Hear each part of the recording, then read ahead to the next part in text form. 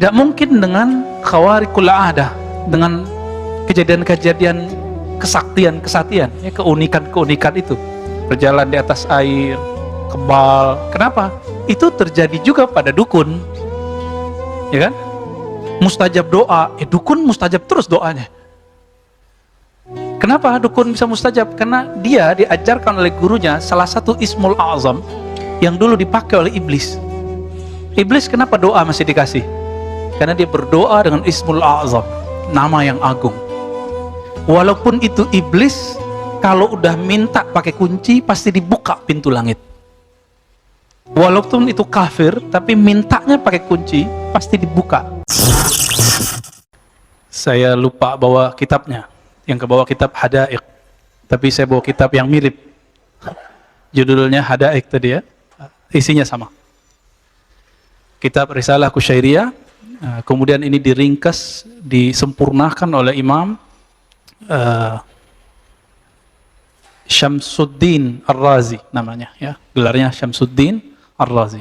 Ya mirip-mirip lah saya dengan beliau, namanya, ilmunya jauh, sama-sama Ar-Razi Pak. Baik, sekarang kita ngambil satu bab yang di tengah. Jadi bab ini tidak mesti sistematis, tapi boleh kita ambil mana yang sesuai dengan kondisi hari ini. Banyak orang bertanya tentang wali Allah, betul gak? Siapakah wali? Ada yang ngaku wali, ada yang ngerasa wali. Ada yang mengatakan, oh wali nggak tahu dirinya wali. Nah, tapi sebelumnya supaya Allah buka kalbu kita, pikiran, biar nurnya masuk, mari kita baca surah Al-Fatihah. Semoga Allah memberkahi kita semua. Al-Fatihah. A'udzubillahi minasyaitonir rajim.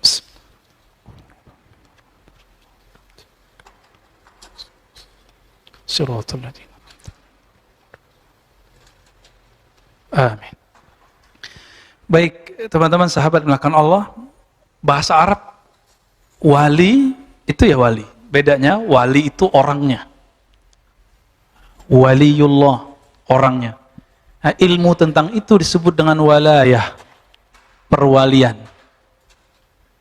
Masuk ke dalam bahasa Indonesia, terjemahannya minimal dua, ya, wali murid, wali kelas, sama wali beneran.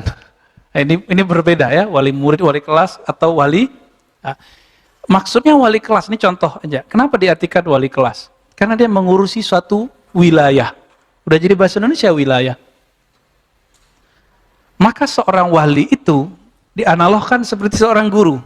Dia punya otoritas ngurusin satu kelas, satu wilayah. Maka disebutlah orang itu wali. Itu analog yang paling gampang. Ya.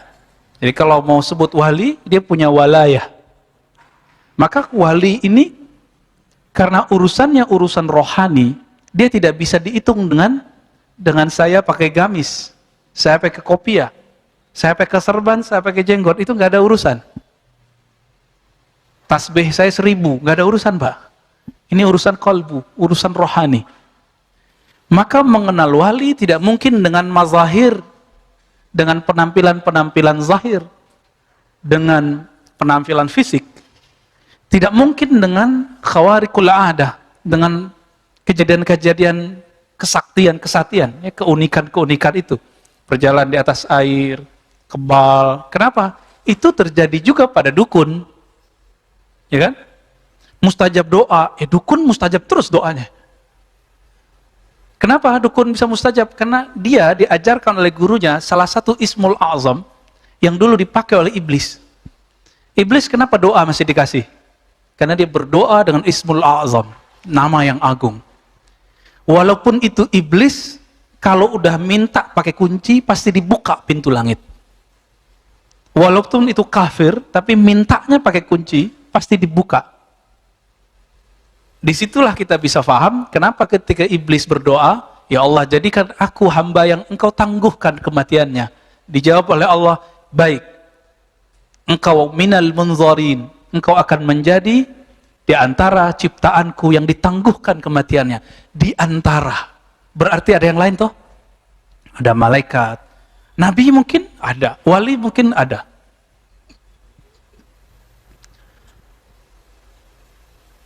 Maka wali Allah itu secara harfiah artinya orang yang disayang oleh Allah Subhanahu wa taala.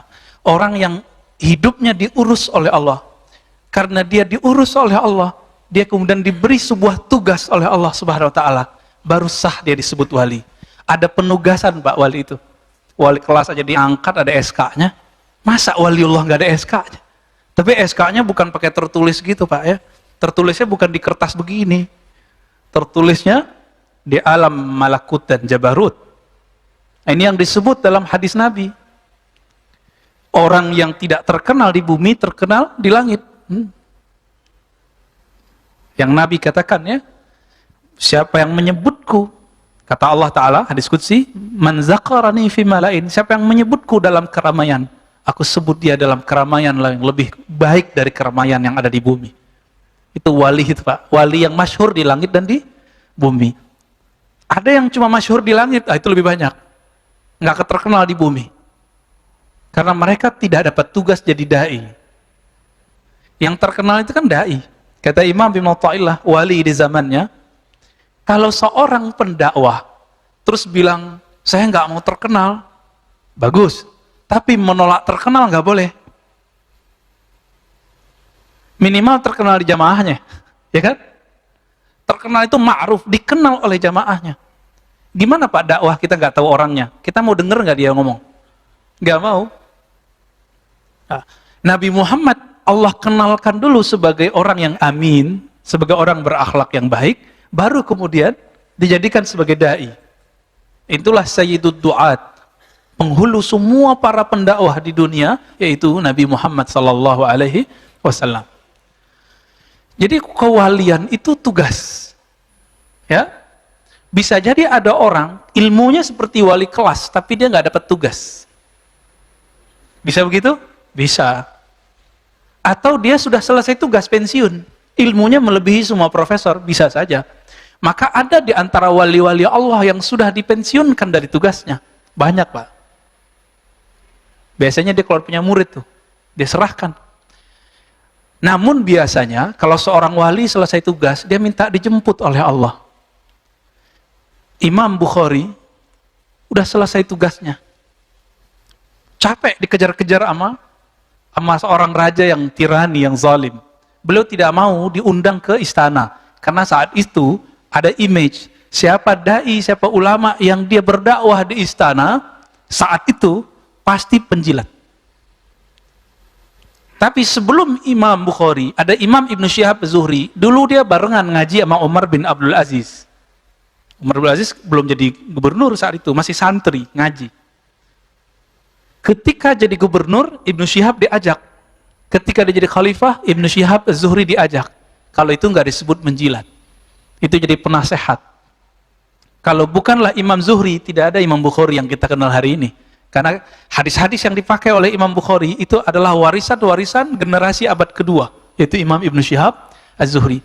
Nah, Imam Bukhari selesai tugas kewaliannya, dia minta meninggal. Ya Allah, ambil aku malam ini juga. Meninggal Pak malam itu. Itu baru wali. Coba Pak, berani nggak bilang gitu? Kalau wali itu pengen hidup panjang, itu Allah kasih Pak. Kekasih. Kekasih dikasih nggak permintaannya? Dikasih. Ya. Tapi ada tugas. Nah, baik. Kita masuk ke kitab ini. Di Quran itu ada Allahu waliyul ladzina amanu, Allah wali orang-orang beriman. Maka wali itu ada wali secara umum. Allah yang mengurus semua hamba-hambanya, maka disebutlah Allah itu wali. Berarti karakter wali apa? Mau ngurusin orang, Pak. Ngurusin hamba Allah. Allah itu setiap hari mengurusi hambanya, tapi setiap hari juga orang kemudian durhaka kepadanya. Maka orang-orang yang ingin menjadi wali kekasih Allah, ngurusin hamba-hamba Allah, ngurusin masjid-masjid Allah, ngurusin tempat belajar ilmu-ilmu mengenal Allah, mengenalkan umat kepada Allah, tapi dihujat oleh umat. Tapi dikata-katain oleh umat, siap nggak? Kalau siap, antum akan diangkat jadi kekasihnya. Itu, harus punya keputusan. Kalau takut dibenci, takut populer dibenci, maka Ibnu Athaillah mengatakan, ente abduz zuhur, ente bukan hamba Allah yang maha nyata, ente itu hamba Allah yang yang suka popularitas. Kita juga nggak pengen diam-diam aja, sembunyi-sembunyi, enggak. Kalau ada tugas kita jalan. Maka Ibnu Athaillah mengatakan, jika tugas sudah diturunkan oleh gurumu, oleh Allah SWT, oleh Rasul SAW, maka tidak ada lagi ceritanya diam-diam. Kenapa? Wali Allah bukan hamba sembunyi-sembunyi, tapi dia hamba Allah yang maha menyembunyikan dan maha menyatakan, yang maha populer dan maha gaib, maha zahir dan maha batin. Ya. Jadi kalau antum bisa berdakwah lewat FB, lewat Instagram, terusin. Tapi jangan kemudian ada yang unlike, ada yang kritik, hatinya jadi gundah. Dikata-katain orang di YouTube, sakit. Ya. Mending sakit badan, sakit hati. Nauzubillah min dzalik. Taib. Apa kata beliau? Syarat kewalian itu, beda wali sama nabi apa? Seorang nabi syaratnya maksum, terpelihara dari dosa. Disinilah Syekh Ibnu Taimiyah melanggar ijma' ulama ahlus sunnah yang mengatakan bahwa ahlus sunnah nih sepakat bahwa nabi, semua para nabi dan rasul terpelihara dari dosa besar, begitu juga yang kecil. Tapi Syekh Ibnu Taimiyah, semoga Allah mengampuninya, ya, karena beliau di akhir hayatnya bagus dan dikuburkan di kuburan para sufi, makbarah sufia. Gak percaya antum berangkat ke Damaskus. Jadi di sana ada komplek para sufi, hanya sufi yang boleh dikubur di situ, Pak. Hanya wali-wali Allah yang boleh dikubur di situ. Ibnu Taimiyah akhir hayatnya beliau mengamalkan kitab Risalah Qusyairiyah. Makanya beliau mengeluarkan kitab Al-Kalimut Thayyib, lalu kemudian opininya 2 jilid dalam Majmu' Fatawa tentang tasawuf. Sangat bagus sekali. Sangat bagus sekali, ya. Tapi beliau mengatakan apa? Para nabi terpelihara di dosa besar, tapi tidak di dosa kecil. Alasannya, ketika Nabi Adam mau memakan buah larangan disebut berdosa. Padahal dosa di situ bukan dosa yang kita pahami. Contoh begini, imam itu pantasnya pakai kopiah bukan? Ya, benar. Kalau ada imam nggak pakai kopiah gimana? Nggak pantas. Nah, ini yang disebut dosa imam. Bukan dosa besar itu, nggak juga dosa kecil, kepantesan. Khotib pakai baju kaos kira-kira gimana, Pak? Pantas nggak? Nggak pantas. Nggak pantas. Jadi Nabi Adam tidak pantas melakukan itu, tapi Nabi Adam kekasih Allah bukan? Maka Nabi Adam itu kekasih Allah melakukan sesuatu pelanggaran adab. Kira-kira Allah murka atau gemes? Kalau kekasih? Gemes, Pak. Maka dikasih ujian, turunlah ke bumi. Jadi itu bukan kemurkaan. Ini perbedaan perspektif akidah Islam dengan akidah di luar agama Islam, ya, yang menganggap kalau Nabi Adam dan Siti Hawa itu dikutuk. Nauzubillah min dzalik. Maka seorang wali itu hanya mahfuz, bukan maksum. Mahfuz dari kata hafaza yahfazu hifzan. Hifz, hafaz. Hafalan. Hafalan itu hafiz. Orang yang hafal hafiz. Hafalan kita disebut hifz. Orang Malaysia, Melayu menyebut menghafaz. Indonesia menyebut menghafal. Z-nya berubah menjadi L. Ya, zuhur jadi lohor, ya kan? Zuhur jadi luhur. Ya, biasa, itu perubahan-perubahan dialek. Bapak saudara makan Allah, seorang wali itu dijaga oleh Allah tapi bukan disucikan. Apa ciri-ciri dijaga? Kalau dia terjebak maksiat, Allah cepat ambil dia. Allah cepat tegur dia, dikasih jalan pulang. Tapi kalau bukan kekasih Allah, antum maksiat, nggak bisa keluar-keluar dari maksiatnya. Jadi para wali bisa maksiat nggak? Bisa. Tapi karena dia kekasih Allah, kekasih kalau salah, antum punya anak kalau salah, dipecat nggak sebagai dari anak? Bisa nggak? Mau gimana juga, anak tetap anak, nggak ada namanya pemecatan anak. Ada? Kira-kira begitu, apa kata Nabi? Allah itu lebih sayang kepada hambanya daripada seorang ibu kepada anaknya. Kebayang? Kalau anak salah, itu disembelih atau dicubit? Ditusuk pakai pisau atau cuma dikasih rotan sayang? Ini yang disebut mahfuz. Anak itu dijaga oleh ibunya. Begitu juga Allah menjaga kekasih-kekasihnya. Paham di situ ya? Baik. Maka beliau mengatakan famin syartil wali ayyakuna mahfuzan. Maka syarat wali dia mahfuz. Dia dipelihara, kalau terjebak dikasih jalan kembali. Maka ada orang bertanya kepada Imam Junaid, apakah mungkin seorang wali berbuat lacur, berbuat zina? Apa jawaban beliau? Itu ketentuan Allah, jika Allah berkehendak terjadilah. Maksudnya berkaca dari Nabiullah Khidir alaihissalam, Balia ibn Mulkan. Apa yang terjadi pada beliau? Beliau membunuh anak kecil, benar nggak? Ya, bunuh anak kecil dosa atau bukan? Tapi pada hakikatnya itu dosa nggak? Enggak.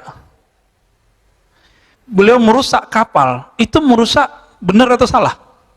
Secara hukum salah, tapi secara hakikat justru menyelamatkan semua laki-laki di kampung itu. Kalau enggak, semua perempuan jadi janda. Jadi belum merusak sedikit untuk kemaslahatan yang besar. Kira-kira seperti itu. Jadi wali-wali itu terbagi dua, Pak. Ada yang karakternya karakter Nabi Musa, Musawiyah. Ini biasanya bertugasnya adalah untuk menerapkan hukum-hukum Islam.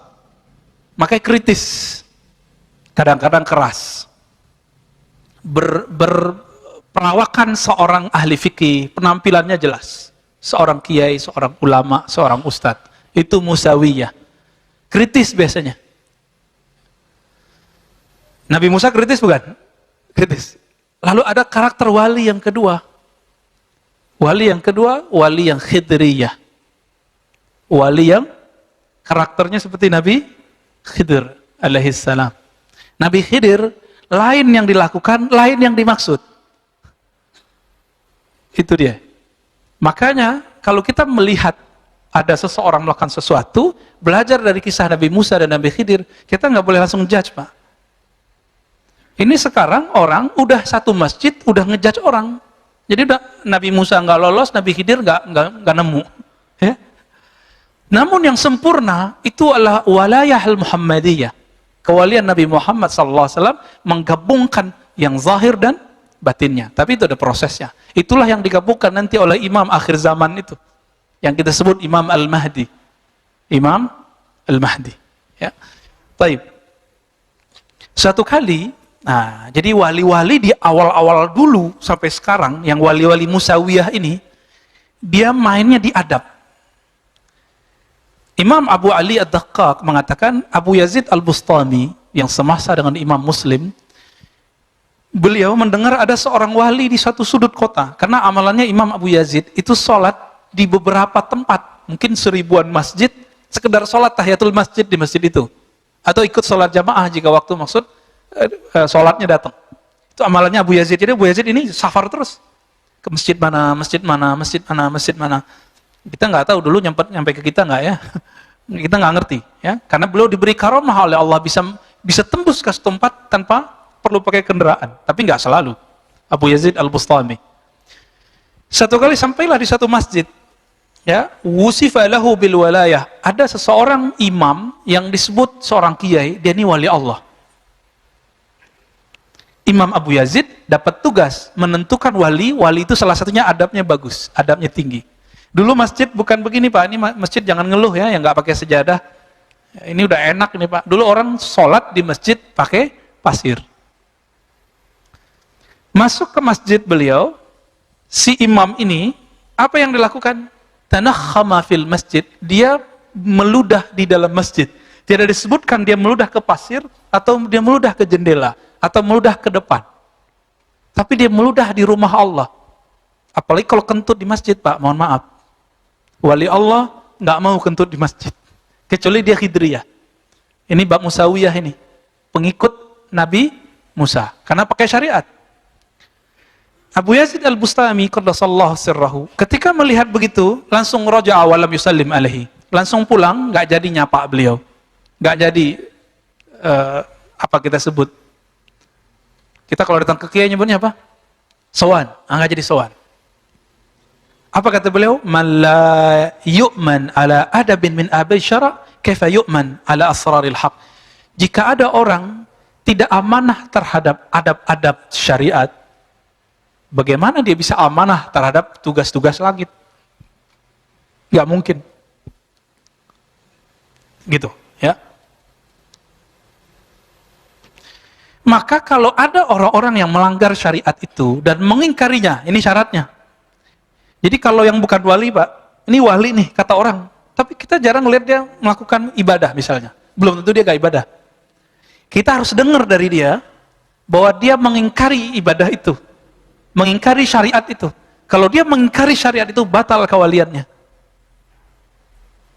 Jadi kalau antum ketemu seorang wali, udah masuk waktu asar kok belum sholat-sholat. Karena wali ini kadang-kadang Allah kasih kelebihan bisa mecah badan. Siapa itu? Nabi Yakub. Nabi Yakub kekasih Allah bukan? Beliau nabi itu pasti wali. Nabi Yusuf sedang digoda oleh seorang perempuan, yaitu Zulaikha, sedang digoda itu. Tiba-tiba Nabi Yakub ada di depannya, memukul dia dengan tongkatnya. Nabi Yakub di mana? Di Yerusalem. Nabi Yusuf di mana? Di Mesir. Kok bisa pindah tempat? Padahal Nabi Yakub tidak pindah tempat. Itu yang disebut mecah, rohaninya mecah. Maka Nabi Muhammad SAW bisa saja dilihat dalam semalam orang mimpi dalam rupa yang berbeda-beda. Siapa yang mengatakan ini? Imam Ghazali. Diulang ini Imam Ghazali. Diulangi oleh ahli hadis, Imam Ibnul Arabi Al-Ma'afiri. Imam ahli hadis dari Maroko, bukan Ibn Arabi yang Andalusi, ya. Taib. Kok jadi tegang gitu, Pak, bahas wali? Sekarang nggak pakai kitab dulu deh, ya. Pusing kalau pakai kitab. Masih ada waktu. Wali itu setinggi-tingginya wali, dia di bawah semua para nabi. Setinggi-tingginya para wali, dia pasti di bawah derajat para nabi. Dan setiap wali pasti mewarisi seorang nabi. Setiap wali. Dalilnya apa? Al-ulama warathatul anbiya. Ulama pewaris para nabi, bukan rasul. Maka yang diwariskan oleh seorang nabi adalah nubuatnya, bukan kerasulannya. Ada wali yang diwariskan oleh Nabi Ibrahim. Maka coba lihat nanti, tawakalnya tinggi, musuhnya banyak. Musuhnya banyak, tawakalnya tinggi. Pegangannya hasbunallah wa ni'mal wakil. Bukan bikin laris dagangan itu doa, ya. Nyampe di orang-orang yang uskun, ustadz tapi dukun, dipakailah hasbunallah, waris para nabi, mesti juga 124.000 setiap masa. Setiap masa, Pak. Sekarang berapa jumlah umat manusia? Ada 7 miliar. Nah, yang wali-wali besar itu cuma 124.000. Kalau mereka hidup di zaman Bani Israel, mereka pasti nabi. Makanya dulu di zaman Bani Israel itu ada nabi semasa. Nabi Daniel, Samuel, apa itu semasa, bahkan umurnya panjang. Ada nabi yang mendekati masa kenabian Nabi Muhammad SAW, namanya Daniel. Ya ada, itu di daerah Syam. Dan dia tahu kemunculan Nabi Muhammad SAW. Karena kalbunya terang, dia melihat di bagian selatan, dia kan melihat ke selatan, sudah muncul cahaya, Al-Badar, rembulan, bulan purnama. Dia sudah melihat. Itu yang dilihat oleh Sofiyah ketika beliau bermimpi. Bulan purnama jatuh masuk ke kamarnya. Dia lapor ke ayahnya. Ayahnya seorang rahib. Digampar anaknya pingsan. Kenapa? Rahib ini tahu sang rembulan adalah Muhammad sallallahu alaihi wasallam. Maka mimpi itu oleh Imam Bukhari ditaruh dalam satu bab yang spesial. Kitab Ta'birur Ru'ya dalam Sahih Bukhari. Bab mengenai pentakbiran mimpi-mimpi. Jadi bagi ahli kalbu, mimpi itu adalah media, Pak, berita resmi dari langit. Kalau bumi kan kita baca CNN, TV One, Metro, apa lagi? Berita Satu, ya. Sama. Itu berita langit juga begitu, Pak. Ada channel-channelnya itu di kalbu itu. Belum tahu ya? Pengen tahu kalau kita sebenarnya sudah praktek. Antum menikah dulu kan? Sebagian besar kan udah menikah nih. Atau mau cari kerja, atau mau ngapain? Istikharah nggak? Istikharah itu buka channel berita langit. Aku cocoknya milih yang mana ya Allah? Kira-kira gimana? Pernah? Berarti dulu pernah buka channel alam langit itu, alam Jabarut, alam Malakut. Kita pernah melakukan itu, Pak. Tapi karena tidak diolah, tidak diasah, nggak tajam. Nabi Muhammad SAW lama di Gua Hira, tajam. Setelah jadi Rasul pun masih itikaf, lebih tajam lagi. Ini para ustadz siapa yang suka itikaf? Orang itikaf dia jalan-jalan, ya, pindah pengajian sini, ya benar sih. Cuma kapan lagi dia itikaf? Akhirnya jamaahnya lebih tajam kolbunya daripada dirinya. Ini kejadian Pak di mana-mana. Ya, ini pelajaran buat saya.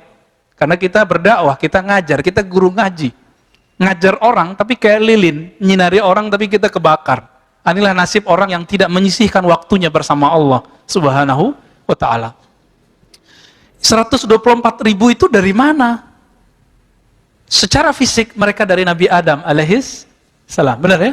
Semuanya. Benar. Ini anak Nabi Adam itu anak iblis. Nabi Adam ya? Sepakat. Karena semuanya keturunan Nabi Adam, semuanya keturunan Nabi Adam itu ditegur oleh Allah SWT. Dikasih pengajaran. Saya pernah membahas ini.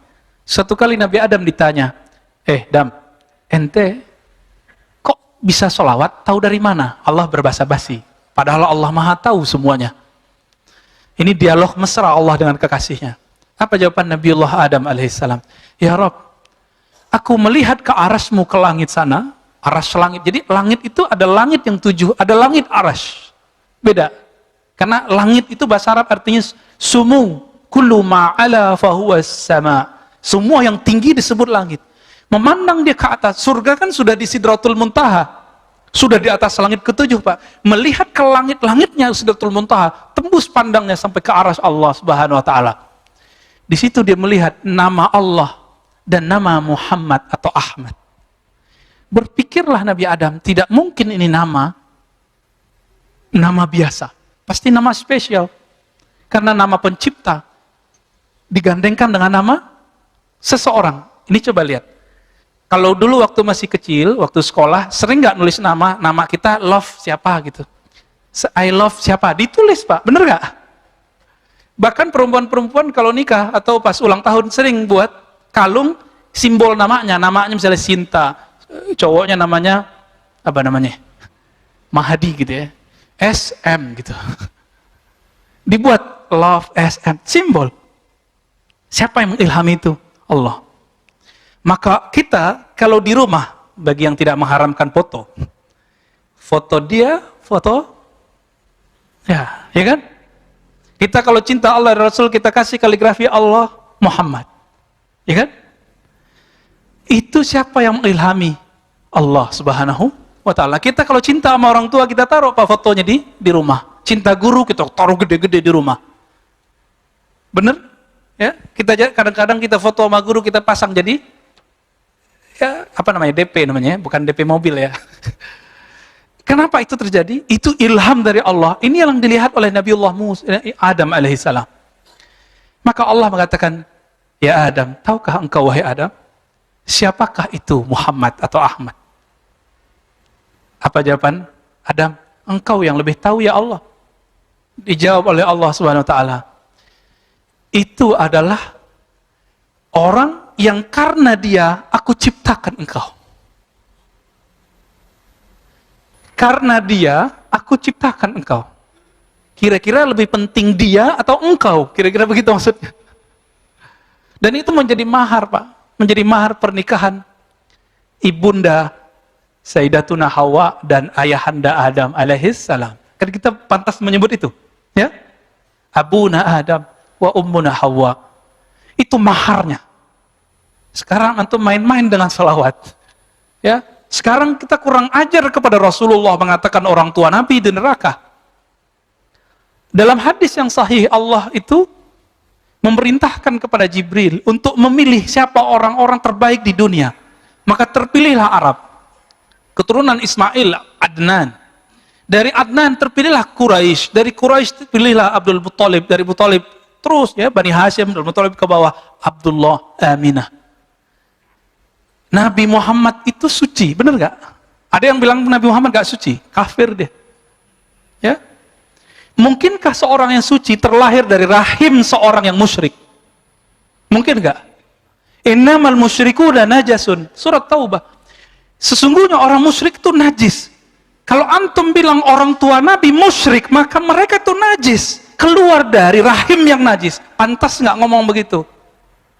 Ustadz, hadisnya sahih riwayat Muslim. Iya, hadisnya sahih, pemahaman ente yang tidak sahih. Kan tidak semua arti ibu dan ayah itu adalah ayah kandung, bisa menjadi paman atau tantenya. Dan itu ada dalam surah Al-Baqarah. Na'budu ilahaka wa ilaha abaika Ibrahim wa Ismail wa Ishaq. Kakek paman disebut aba, abun, bapak. Ini surah Al-Baqarah, kisah Nabi Yakub dengan anak-anaknya. Maka Bapak Saudara, makan Allah, nah ini, wali Allah pasti nggak mungkin kurang ajar sama Nabi, sama keluarga Nabi. Dan Nabi mengatakan, kullu nasabin inqata'a illa nasabi. Semua nasab terputus kecuali nasabku. Maka salah satu mukjizat Nabi hari ini adalah zuriat beliau berkembang luas. Suatu kali datang seseorang bertanya, ya Rasulullah, kami tahu ucapkan salam kepada engkau, assalamu alayka ya ayuhan Nabi. Tapi secara salawat bagaimana wahai Rasulullah? Nabi nggak hanya nyebut dirinya, tapi nyebut zuriat dan istri-istrinya. Qulu Allahumma salli ala Muhammad wa ala ali Muhammad wa azwajihi wa ahli baitihi wa zurriyatihi. Di riwayat lain, ya Allah sampaikan salam kepada Nabi Muhammad, istri-istri Nabi Muhammad, keluarga Nabi Muhammad, dan keturunan Nabi Muhammad sallallahu alaihi wasallam. Maka wajib cinta zuriat keturunan Rasulullah sallallahu alaihi wasallam. Ini bukan Syiah, Pak. Ini Ahlus Sunnah. Ajaran Ahlus Sunnah. Ahlus Sunnah itu lebih mencintai keluarga Nabi daripada Syiah. Nabi berdiri, di depannya ada Hasan Husain. Apa kata Nabi? Hadis Imam Tirmizi. Ya Rabb, inni uhibbuhuma. Aku mencintai keduanya. Fa'ahibbahuma. Cintailah keduanya. Dalam riwayat tambahan Imam Tirmizi, maka cintailah ya Allah siapa yang mencintai keduanya. Jadi antum mau dapat cinta Allah, gampang. Cintai zuriat Rasulullah sallallahu alaihi wasallam. Namun zuriat itu terbagi dua. Ada zuriat rohani, ada zuriat jasmani. Yang sudah beruntung menjadi zuriat jasmani, tinggal syukurnya diperbanyak. Kenali kakek Nabi Muhammad sallallahu alaihi wasallam. Kita yang bukan zuriat nih, ya Beb ya, kami yang bukan zuriat ini, kita punya kesempatan menjadi zuriat rohani. Karena Rasulullah sebutan nama lainnya adalah Abul Arwah, bapaknya semua arwah. Antum punya ruh nggak? Ruh kita tetesan dari ruhnya Nabi Muhammad SAW. Inilah bagian akhir yang mau saya sampaikan. Qul huwallahu ahad. Katakanlah hai Muhammad, Allah itu ahad, esa. Ya, Allah itu esa sendiri. Jadi dulu belum ada aras, belum ada alam semesta, belum ada semua. Semuanya itu hanya dirinya. Lalu Allah menghembuskan nafakhtu, Allah hembuskan nafasnya. Tapi jangan dibayangkan Allah menghembuskan nafasnya. Hembusannya itulah yang disebut Ahmad. Inilah yang dibahasakan oleh Nabiullah Isa, inni mubasyirum birrasul ya'ti min ba'di ismuhu Ahmad, surat Shaf. Jadi Nabi Isa menyebut Nabi Muhammad dengan nama azali. Nama azali itu alam sebelum alam ini. Siapa namanya? Ahmad. Aku mengabarkan kepada Bani Israel dengan Nabi yang namanya sudah ada di alam azali. Namanya siapa? Ahmad. Ahmad inilah kemudian menjadi Muhammad. Pancaran cahayanya menjadi nama Muhammad. Allah itu memandang Ahmad Muhammad. Intinya itu Muhammad. Jadi kolbunya itu namanya Muhammad. Cahaya Allah ada di situ. Apa kata Allah dalam hadis Imam Bukhari, ya? Allah memandang bukan ke fisikmu, bukan ke amalmu, Allah memandang ke kolbumu. Kenapa? Di kolbu kita ada akses ke ruh. Ruh itu adalah pancaran dari nur Nabi Muhammad sallallahu alaihi wasallam. Itulah yang disebut nur ala nur. Nur berlipat-lipat. Allah pandang itu. Karena Allah ingin dikenal oleh cahaya tadi. Tapi siapa yang berani menatap Allah Subhanahu wa taala? Nah, inilah makna ayat ya dari surat Zariyat, "Wa ma khalaqtul jinna wal insa illa liya'budun." Tidaklah aku ciptakan jin dan manusia kecuali untuk mengenalku, bukan hanya menyembahku. Pantas nggak orang menyembah sesuatu yang dia nggak kenal? Kerja, tapi nggak kenal kerjaannya apa? Nggak tahu atasannya siapa? Nyaman nggak kerja begitu? Itu sebabnya antum kenapa nggak nyaman berdiri lama dalam sholat? Kenapa tidak jelas siapa yang disembah? Ibnu Abbas radhiyallahu ta'ala anhu mengatakan, liya'buduni liya'rifuni. Jin manusia itu misinya cuma satu, mengenal aku. Inilah makna dari surat Thaha ayat 14. Hai Musa, ya, innani anallah. Allah kasih mengenalkan dirinya. Akulah Allah, tiada yang disembah kecuali aku. Fa'budni, maka sembahlah aku. Itu artinya apa? Kenalilah aku. Jadi misi kita apa, Pak, di dunia? Mengenali Allah. Coba sekarang misinya dijauhkan, ditaruh di tempat yang tinggi. Apa misi kita? Mengenal yang disembah. Maka kalau sudah misinya itu, kita nggak akan riuh, Pak, masalah-masalah kecil sunnah bid'ah itu. Nggak akan rusak cuma karena berbeda kunut, nggak kunut, sayyidina, nggak sayyidina, tasawuf, tazkiyatun nufus, mazhab atau manhaj. Tapi kena terjebak di sini, lupa dengan tujuan akhir, yaitu mengenal Allah. Ini yang disebut ma'rifatullah. Inilah makna inna akramakum indallahi atqakum. Orang yang paling mulia, wali yang paling tinggi, wali yang paling kenal Allah. Yang paling kenal Allah siapa? Nabi Muhammad SAW. Ketika Allah memandang kepada nur Nabi Muhammad SAW, kita kalau dipandang sama kekasih kita, guru kita, orang yang kita segani, keringetan nggak, Pak? Keringetan nggak? Ya, karena Allah memandang ke kolbunya alam nur Muhammad SAW. Berkeringatlah cahaya itu.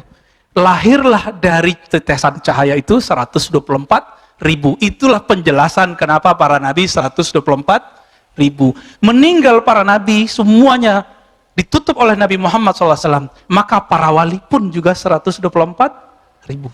Masih ingat perang terakhir yang paling keren? Perang Badar. Berapa jumlah sahabat Nabi yang berperang dengan beliau? 313. Disebut mereka Ahlul Badar. 313. 313 lawan 1000, Pak.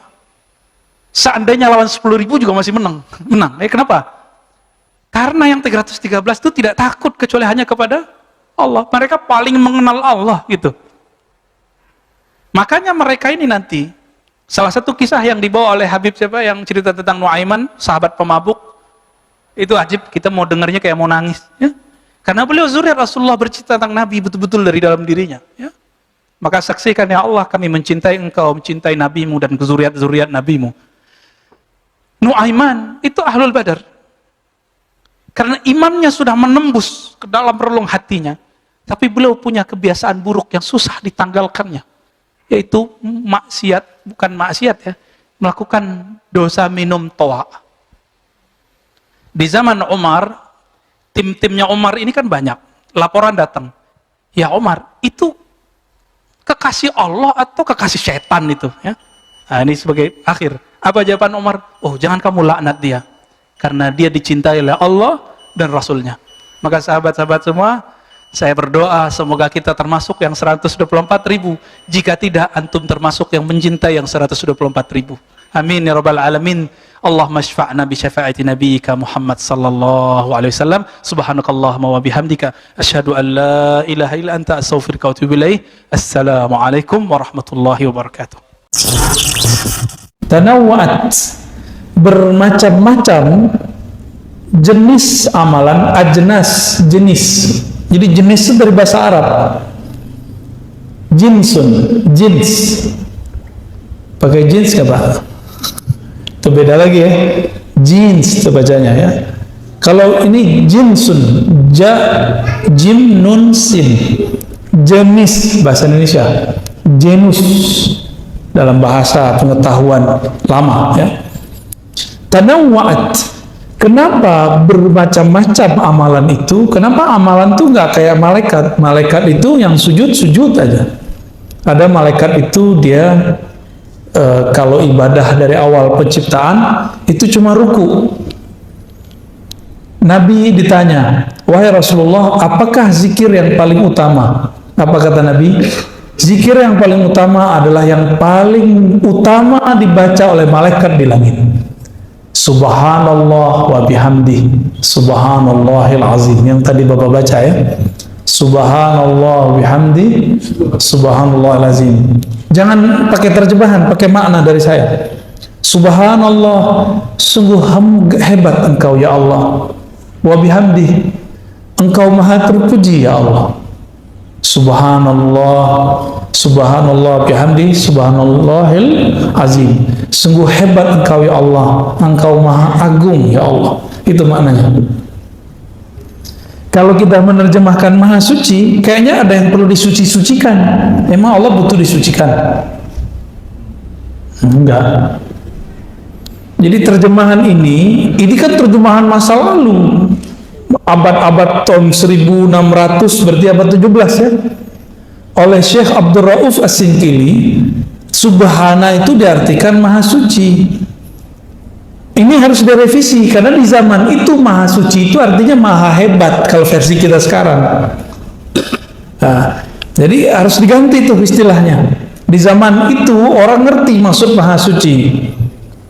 Di masa sekarang maha suci itu terjemahannya adalah maha hebat. Ya. Dari mana kita tahu?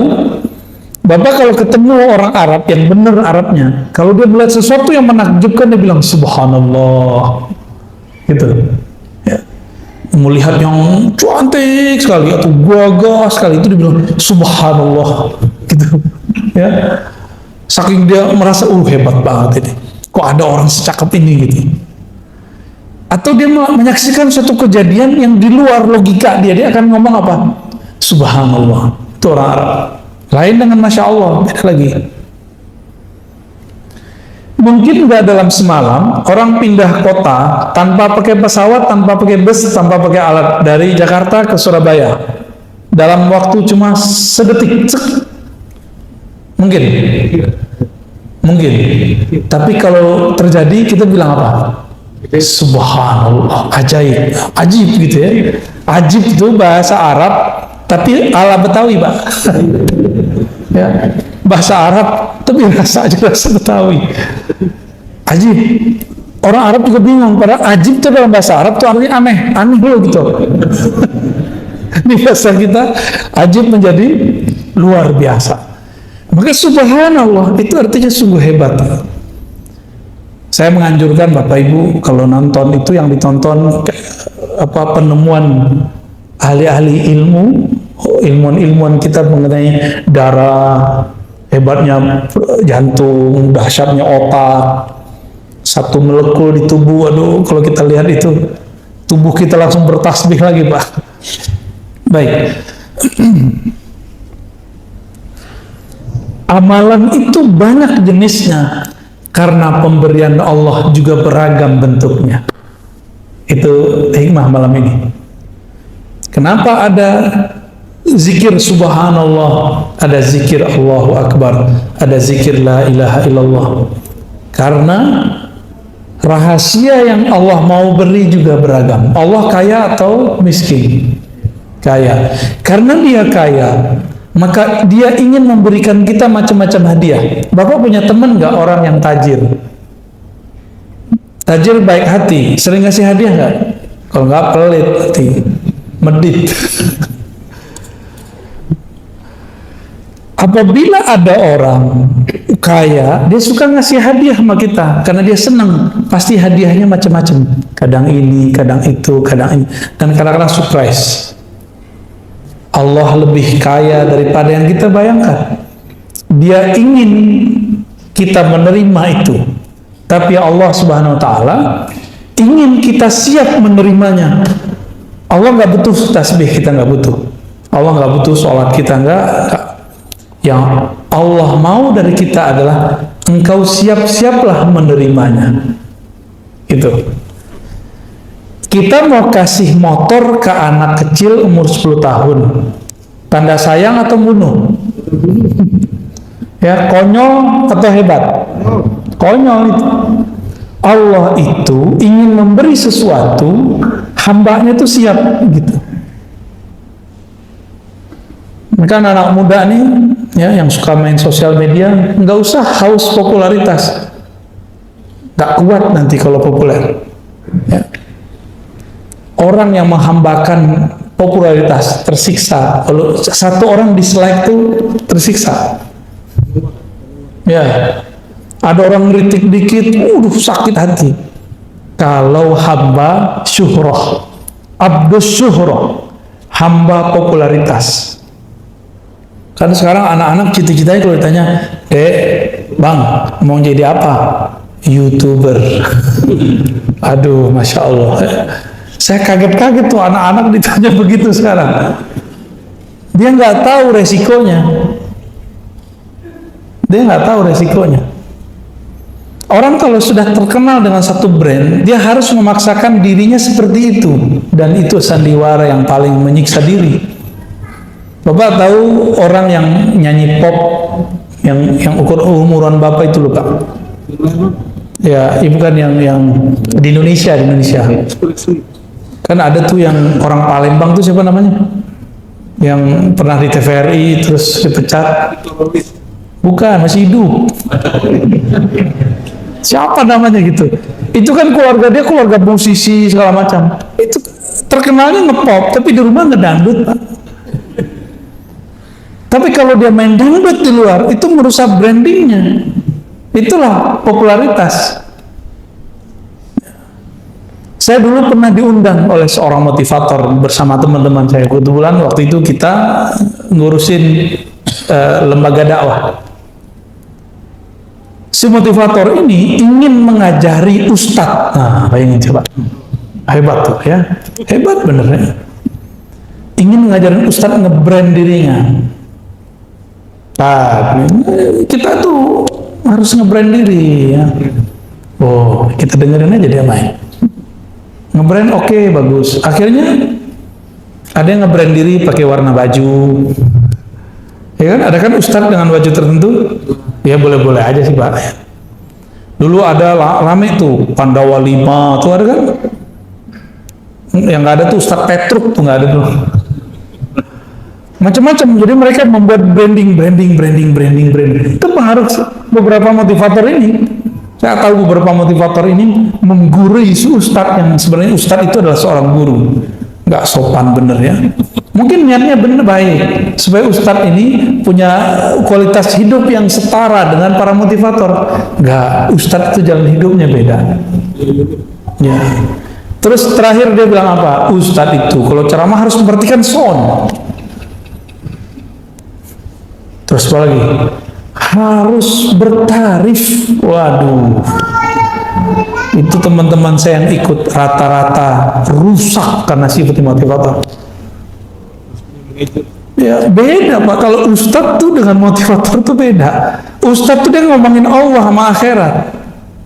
Walaupun dia butuh duit, dia nggak boleh ngomong. Ya nggak boleh dia ngomong. Itu brandnya tuh Allah. Semua brand itu Allah.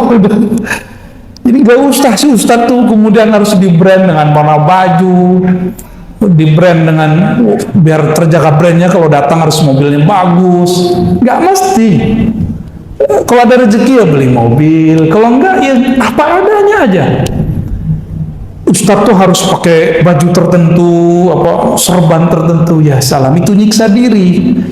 Apakah dengan miring sedikit begini ilmunya berkurang Pak? Nggak ada urusan. Kok Pak ini dimiringin dikit, emang berubah? Nggak berubah ilmunya. Kalau emang ilmu ada di dalam akan berubah.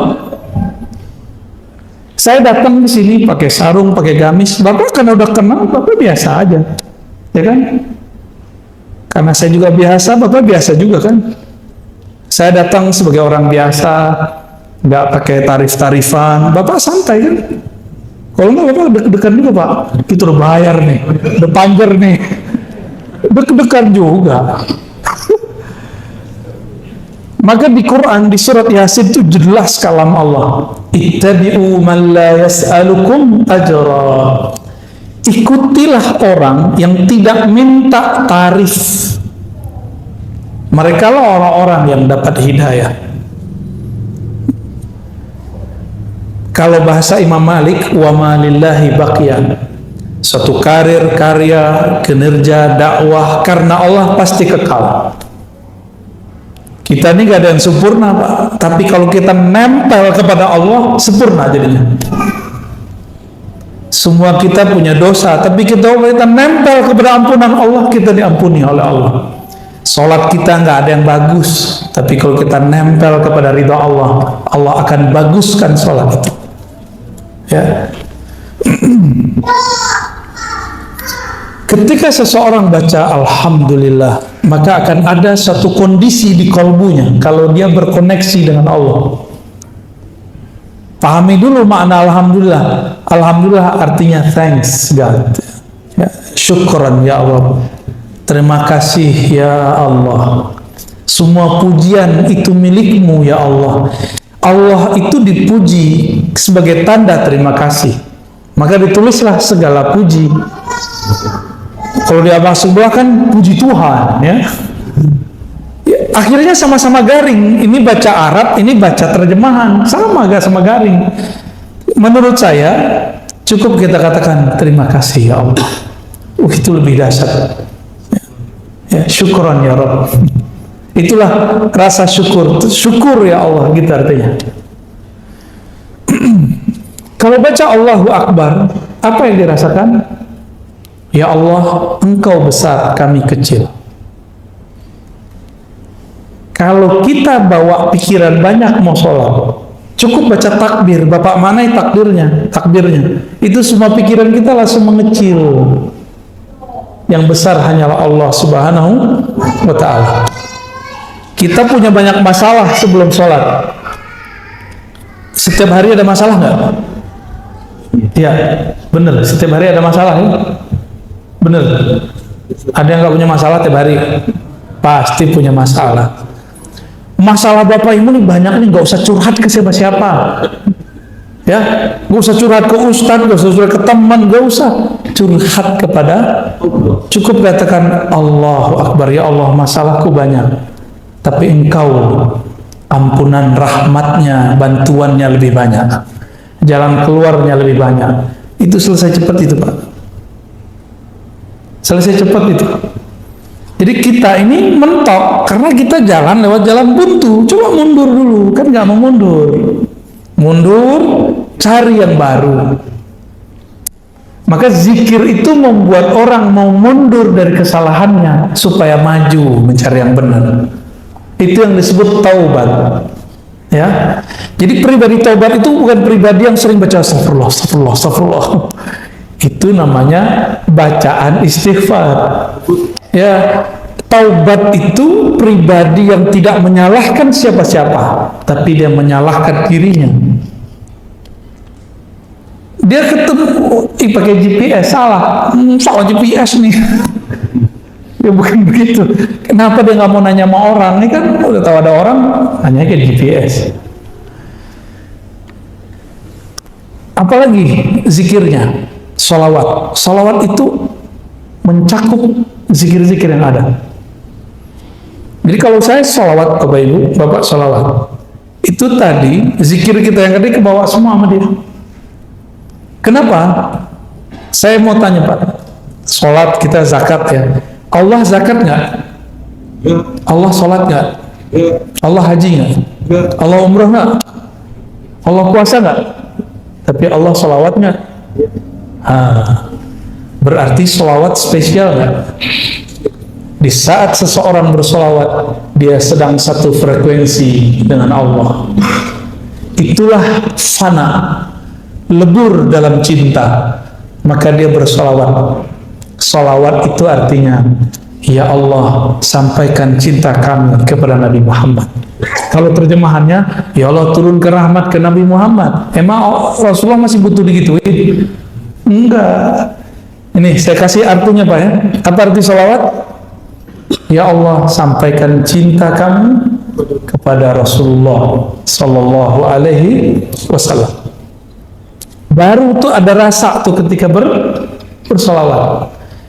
Jangan nerjemah lagi sholat, tapi maknai sholat itu. Itu aja bedanya kalau kita belajar hikam dengan belajar terjemah.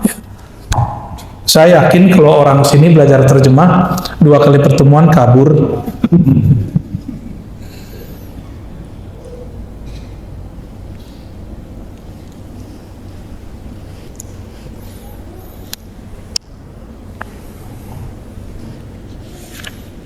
Kata pensyarah kitab ini, saya bacakan biar berkah juga ya, Imam Ibnu Abbad.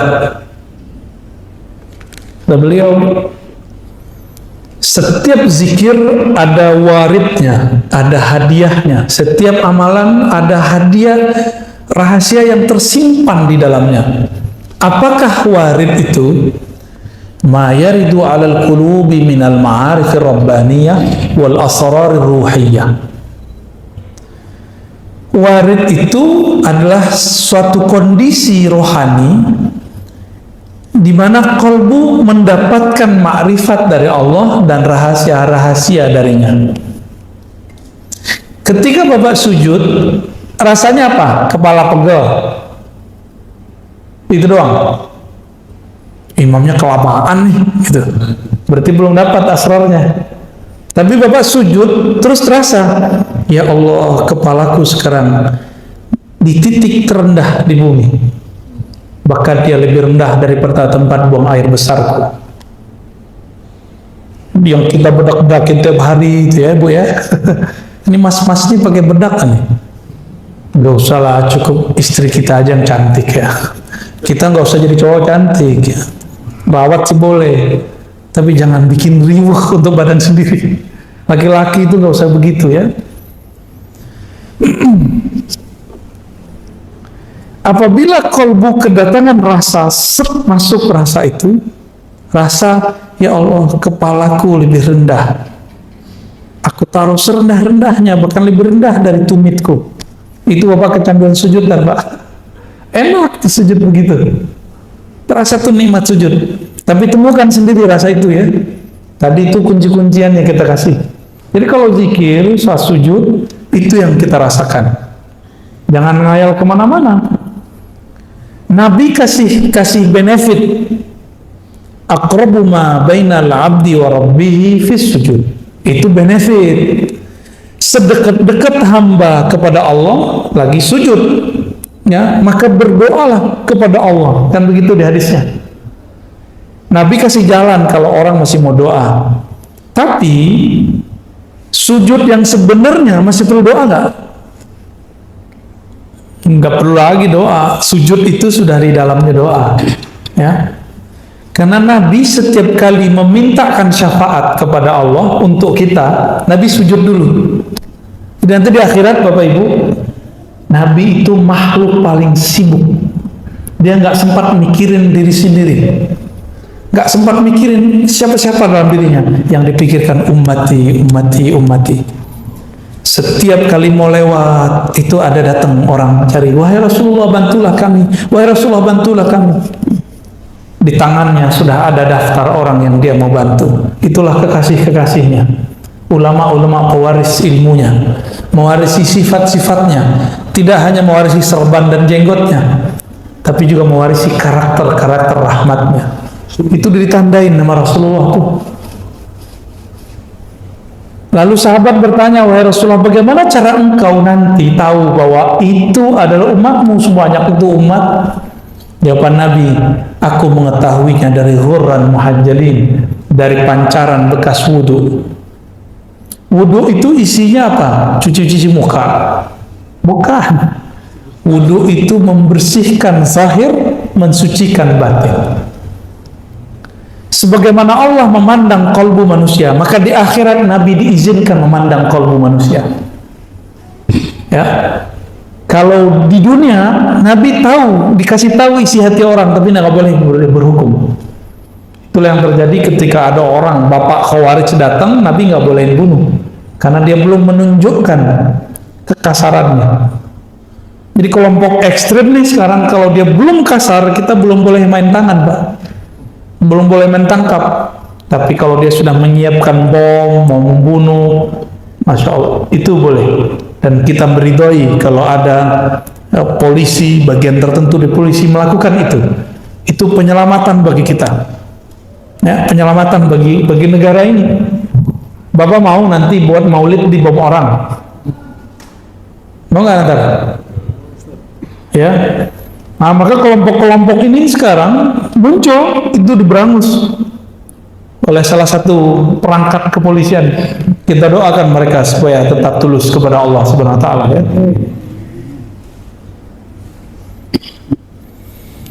Salat ada rasa, di situ ada rahasia. Zakat ada lagi rahasianya. Ada nggak di antara kita datang ke orang susah terus ngasih langsung? Ada nggak? Kalau ada, ngerasain nggak merindingnya waktu dia berdoa? Senangnya bukan main. Nanti cobain Pak ya. Jangan sombong ngundang-undang fakir miskin ke rumah. Itu paling nggak suka tuh ya. Mohon maaf Pak kalau pernah melakukan. Bapak belagu itu namanya. Dia udah miskin, udah yatim piatu, udah susah. Dia harus menghancurkan egonya lagi untuk datang ke rumah kita. Terus kita kasih amplop, belagu amat. Kayak bakal kaya selama-lamanya aja ya. Kalau bener mau ngasih, datang ke mereka. Atau ajak mereka kemana. Jangan bawa mereka ke rumah kita. Kecuali Bapak mau ajak mereka, yuk nginep sehari semalam di rumah saya. Rasain nikmati nih rumah gede gitu misalnya. Kalau gitu nggak apa-apa. Datang pengen sukses, minta doa, ngasih cuma 500.000, pengen dunia akhirat, ya salah. Apalagi hafiz-hafiz Quran, cemen aman antum, mau cuma dibayar 500.000 terus khataman di situ, ya salam ya. Terlalu rendah itu Quran, khataman begitu. Kalau mau khataman, khataman aja ya. Jangan cuma dengan duit-duit segitu kemudian kita merusak waridnya. Jadi apa yang membuat zikir-zikir amalan ini terhambat?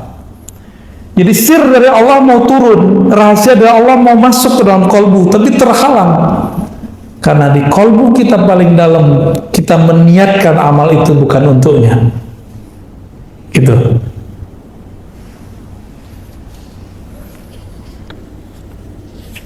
Jadi kalau Bapak Ibu ntar wiridan, udah ya, ijazah yang lama tuh simpen aja.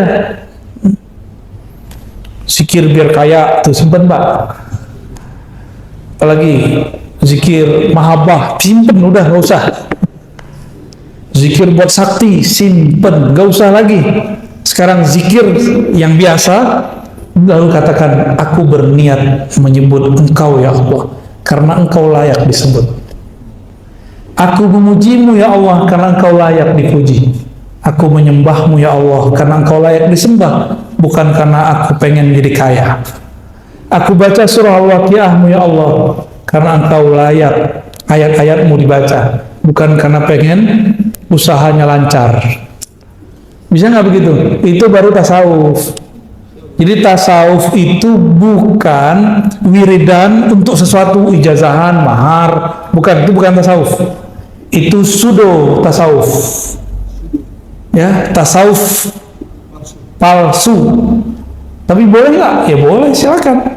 Cuma ta'ibtum, ta'ban, selamat lelah. Ya. Nih, ini saya kasih contoh Pak. Ini kan pengalaman saya sendiri. Saya baca surat tertentu, ayat tertentu, dengan angka tertentu, supaya saya dapat rezeki besok. Atau besoknya lagi. Udah selesai semua wiridannya ribuan. Sampai nggak ngantuk-ngantuk. Apa nggak tidur-tidur kan kita ngantuk-ngantuk. Ditunggu besok, nggak datang-datang batu rezeki. Capek kan? Capek. Padahal simpel aja, gak usah wiridan, besok bangun silaturahmi, datangin ahlinya, datangin orangnya, jadi. Ini mau pakai wiridan, nggak nyambung. Zikir itu senjatanya murid, betul. Tapi kalau orang sudah arif, senjatanya bukan wiridan, senjatanya kenalan, ma'rifat. Ya. Kan biasanya sering tuh datang ke kiai, Pak Kiai ajarin dong doa supaya kaya gitu. Udahlah itu nggak usah lagi ya. Pak Kiai saya mau merantau nih, kasih dong doa penjagaan diri. Oh salah itu ya. nggak enak itu, nggak enak ya. Ntar kalau melamarkan itu kita curiga terus sama orang. Bapak Ibu yang makan Allah, udah jam 9 ya.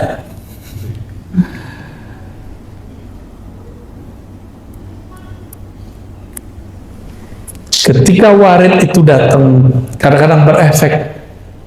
Ada orang tuh tiba-tiba rajin ibadah. Ada ketika datang sir itu, dia nangis. Ada yang ketika datang rasa itu, dia rindu. Nah, dan itu kita praktekin, Pak. Di sini nggak ada yang ikut talqin zikir kemarin ya. Kita ketika talqin zikir waktu di Ciputat, di doang ngajinya. Nah, yang talqin di Ciputat, di dekat UIN. Pas syahadat, ada yang merasakan sesuatu, tapi tidak merasakannya waktu baca Fatihah. Ada yang waktu Fatihah merasakan sesuatu, tapi tidak merasakannya saat istighfar. Ada yang menangis-nangis dalam istighfar, tapi kebingungan ketika baca Qul Huwallahu Ahad. Ada yang tersentuh baca kulhu, tapi dia bingung pada sholawat. Tapi rata-rata Pak, di bab sholawat semuanya hanyut. Mau kolbu keras, kolbu lembut, semuanya hanyut karena merindukan Rasulullah SAW. Karena dalam sholawat itu ada unsiyah, keintiman kolbu dengan kekasih, yaitu Rasulullah SAW.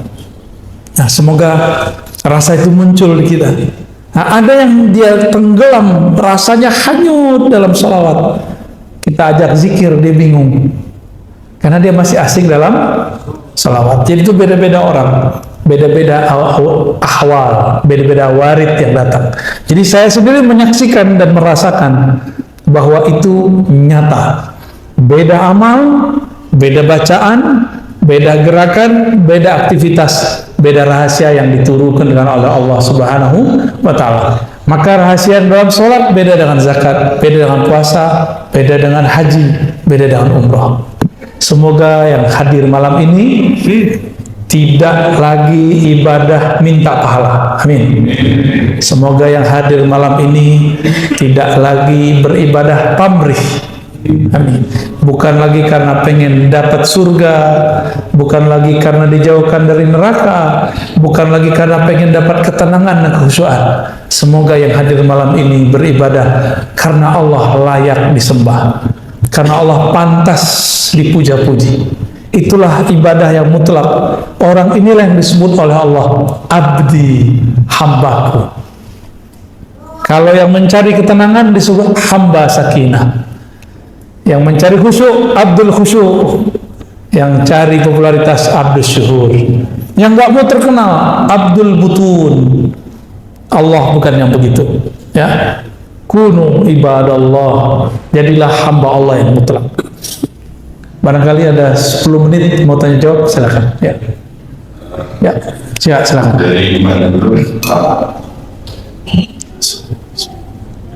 Sewaktu 10 menit saja dan satu pertanyaan saja dibatasi waktu.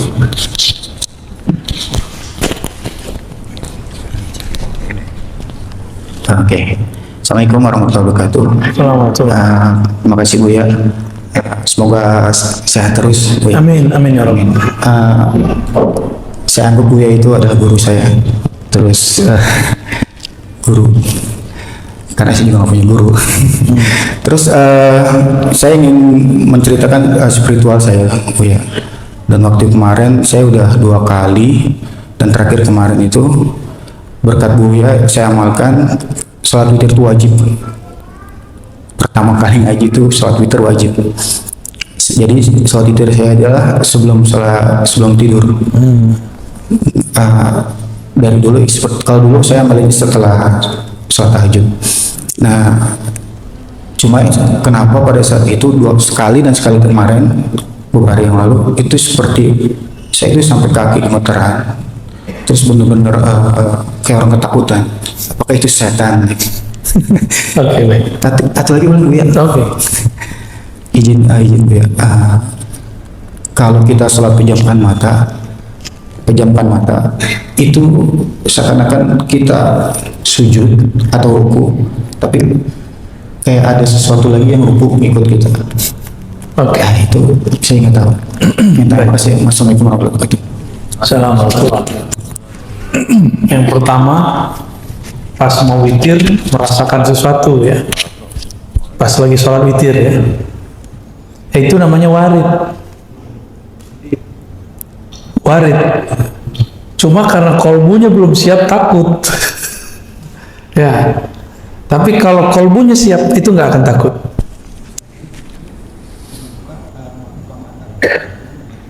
Nah ini ada tips dalam hadis Abu Daud ya, amalkan ya, supaya nanti kalau mau witir sama aja, mau sebelum tidur atau setelah tahajud sama.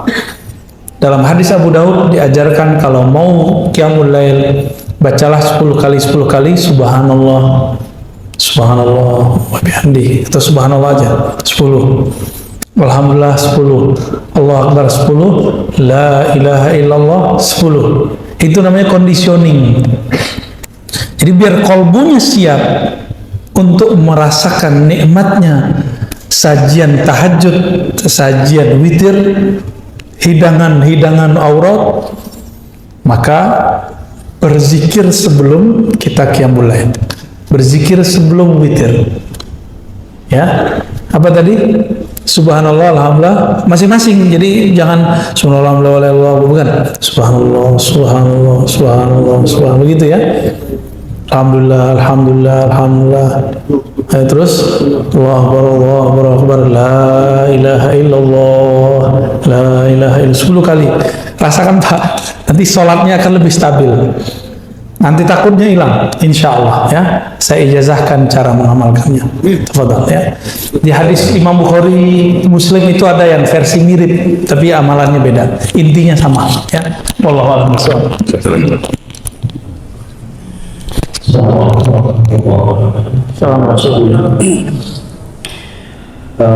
Saya pada pertanyaan yang pertama. Dari mana Pak? Saya dari Ciledug, Komplek Paninggalan Permai. Nama saya Muhammad Yunus.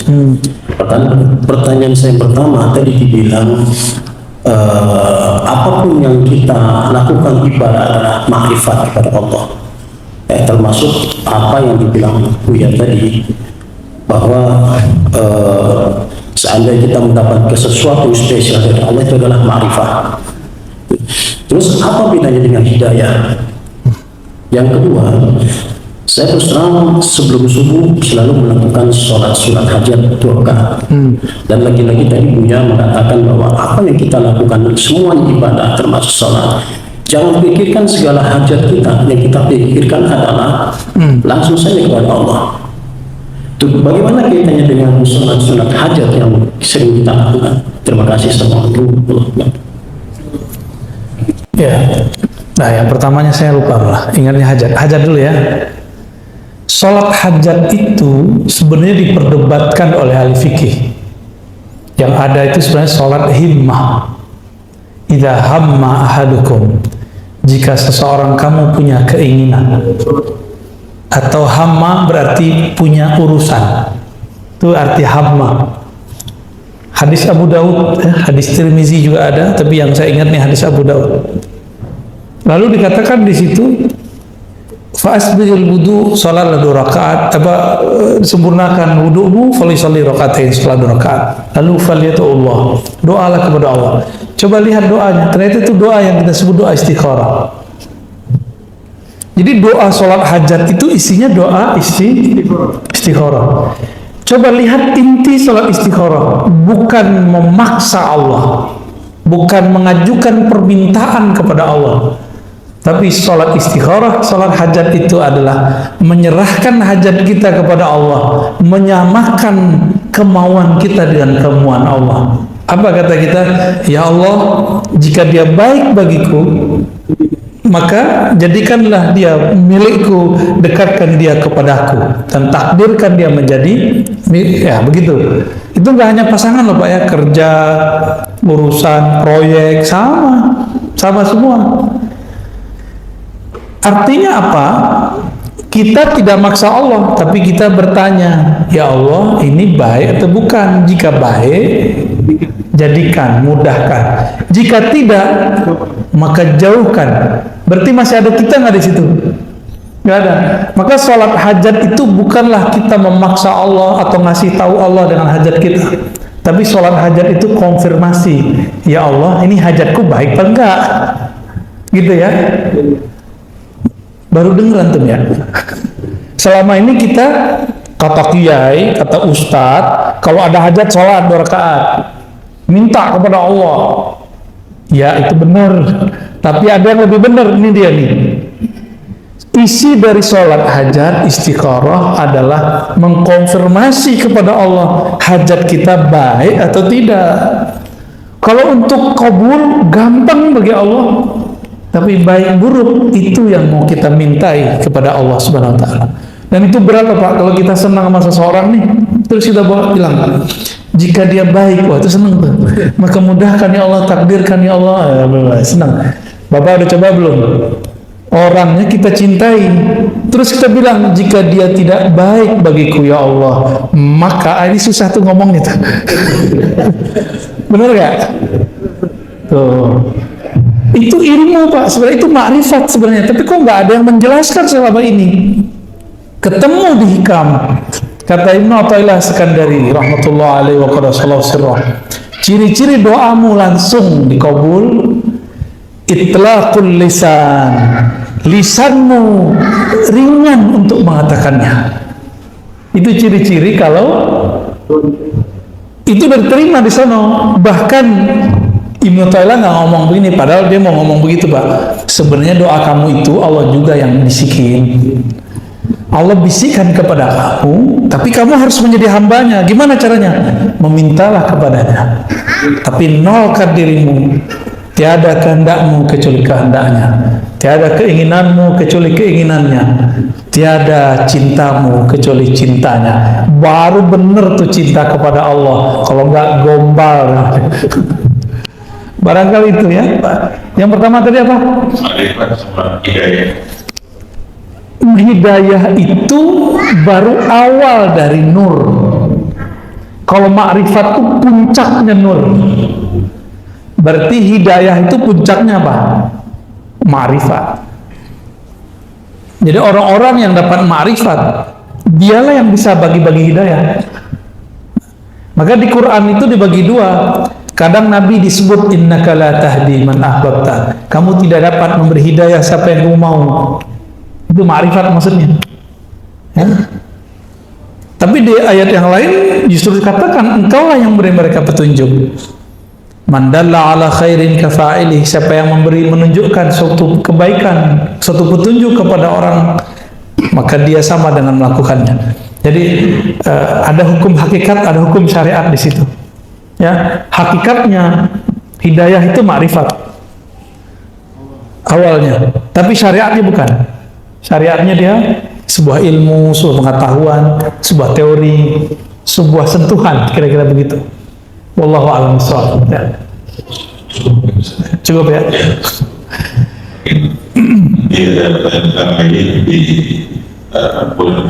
Ya.